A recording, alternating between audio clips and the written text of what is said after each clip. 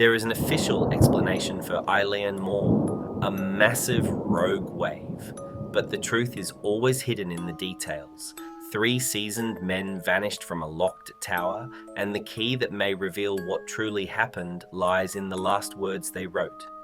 The date was December 26, 1900. Joseph Moore, a relief keeper, stepped onto the deserted Eilean Mor Island in the remote Outer Hebrides of Scotland.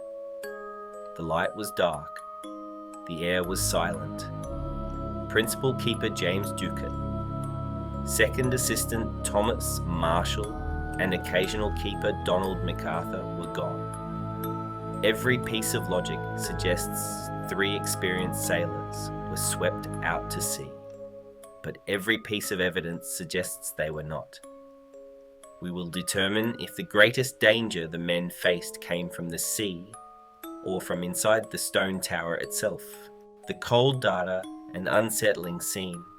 The Eilean Mor lighthouse, standing 150 feet high, was a fortress designed to withstand any storm.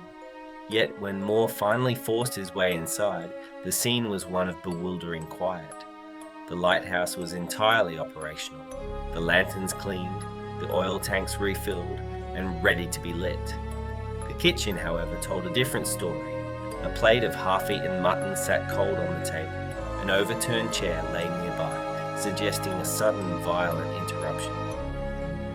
Crucially, only 2 sets of the heavy oilskin coats were missing. Donald MacArthur's protective coat remained hanging in its place. Why would a seasoned keeper, a man known for his resolve, rush out into a fierce gale without the only protection he had? The evidence discrepancy. Superintendent Robert Muirhead's formal inquiry documented the most alarming discovery: significant storm damage at the West Landing, 108 feet above sea level. Iron railings were bent, and a massive 1-ton rock had been completely displaced. This evidence was used to solidify the freak wave theory, but Muirhead also noted that for all 3 men to abandon their post was a grave and illogical breach of protocol. The true horror, the real signature of this mystery, is found in the official logbook. These records captured a psychological descent into chaos. If this documented analysis has revealed something new to you, please support our efforts by hitting the like button. This helps us reach more truth seekers. The entries captured a psychological descent into chaos. Let's analyze the narrative inconsistencies in the entries. December 12th. The log recorded high winds, the likes of which Keeper Marshall had never seen before in 20 years. Yet, mainland weather reports for December 12th were calm. Were the men already fighting an auditory hallucination caused by isolation? December 13th. The entry became deeply personal. Marshall wrote that the 3 men were silent and praying. This is the signature of mass hysteria, where fear becomes a living entity that feeds on isolation. December 14th. The final entry read simply: storm ended. Sea calm. God is over all. This dramatic shift from panic to sudden peace is the language of post-trauma. They were fighting their own perception of reality. The most compelling theory links the physical damage at the West Landing with the final frantic minutes. Muirhead himself concluded that Marshall and Ducat had gone down to secure the compromised chest, leaving MacArthur inside, but MacArthur did not stay. Imagine the scene. MacArthur sees it, not just a big wave, but a wall of water hitting the 100-foot cliff. In a pure, instinctual panic, he throws open the door, forgetting his coat, driven by an animal need to help.